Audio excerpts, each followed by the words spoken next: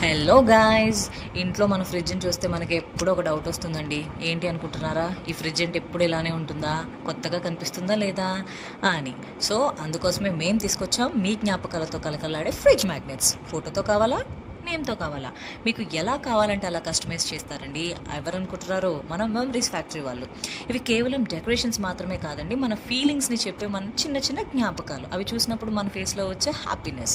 ఇప్పటికే చాలామందికి మేము వారి జ్ఞాపకాలను డెలివరీ చేసాం.